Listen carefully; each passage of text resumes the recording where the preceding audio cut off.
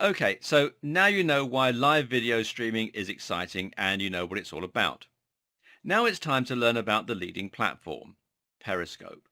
What's more, we'll also see how to get set up with a Periscope account, how to find your way around, and how to start filming. This is where it all starts. So, why Periscope and not, say, Meerkat? Well, simply put, Periscope is currently the best platform. It has the most users, and it's also owned by Twitter for better synergy with other social media.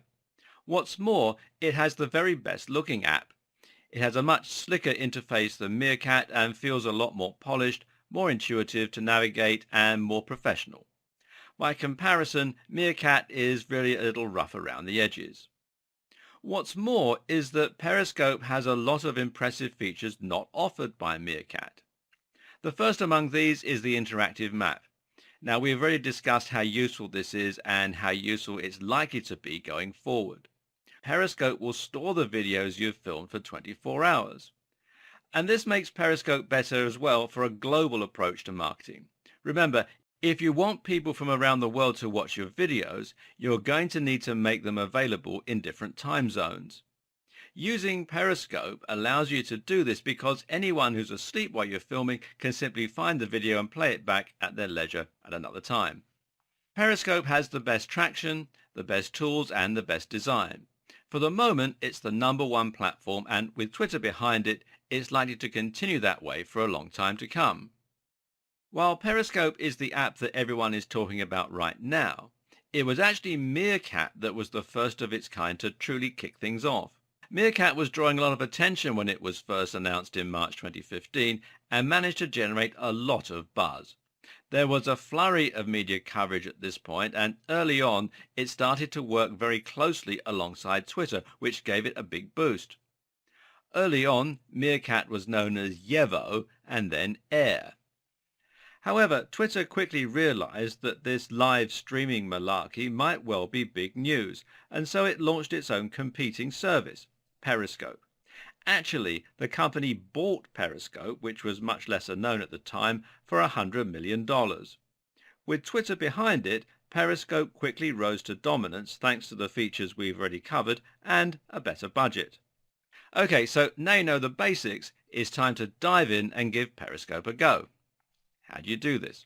And once it's up and running, how do you start finding your way around the somewhat daunting interface? Well, you can head over to periscope.tv to check out the app, but more useful is just to head over to your respective app store and install it. Once you've done that, you'll then have the option to sign in with your Twitter account.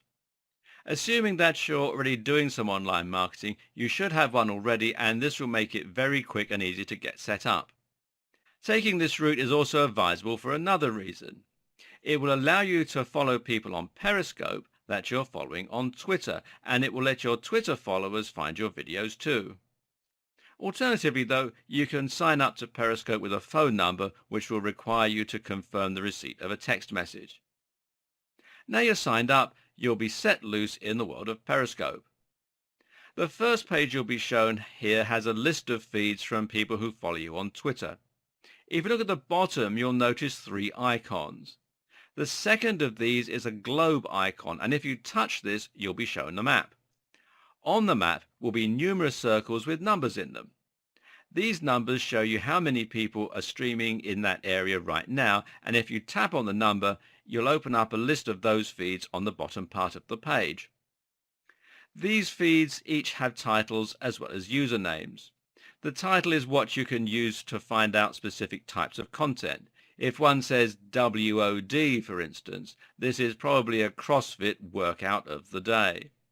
As with Google Maps, you can also pinch to zoom in and out, and if you zoom in on any given area, then you should find that there are more people here that you can find.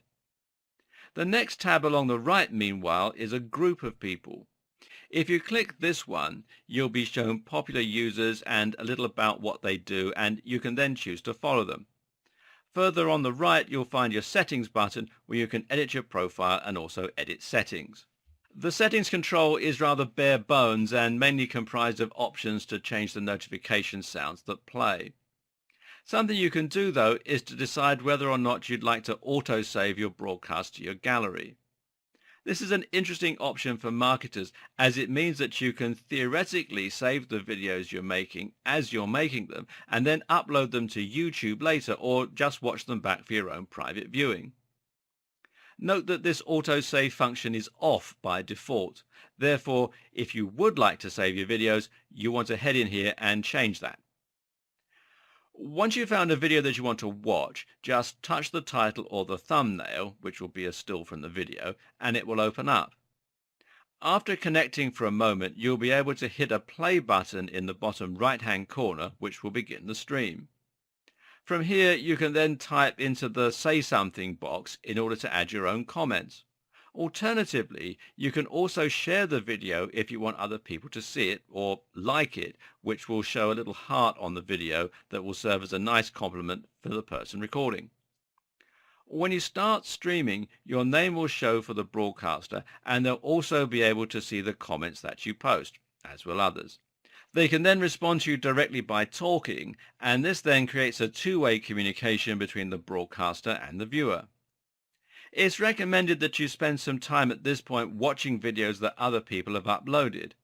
Doing so will allow you to get a good idea of the kinds of content that people upload and what's successful on the platform.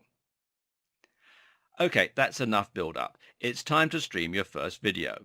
Now, don't be anxious. While it can seem scary, there really is nothing to worry about. To begin with, the video that you're going to make should be something really simple and straightforward, and it doesn't necessarily have to be entertaining. For instance, it's perfectly acceptable just to record a video of you pointing the camera around your room. The video will be lost in 24 hours and very likely few people will see it. So just take a few deep breaths and get ready to start filming. Now what you're going to do is find the icon that looks like a camera. This button is down at the bottom right and is a red circle. Hit this and you'll be able to enter the title for your video and to decide whether it should be public or private as well, and whether or not you want to share your location and whether you want to tweet what you've just been streaming, and this is great if you already have an audience. Choose a title that's going to sound interesting to your niche and then just hit play. From there, you'll see the feed yourself as you point the camera around, and you can decide whether you want to stop the video or flip to show the front-facing camera. There are actually no controls right on the Periscope screen itself. Thus, in order to control it, you slide down and then hit stop to stop it. And you double tap the screen anywhere to flip to the front-facing camera. At this point, you'll probably want to stop filming quickly in order to avoid making a long video of you swinging the camera around and looking nervous. But well done. You just took your first bold step into the world of video streaming. Are you as excited as I am?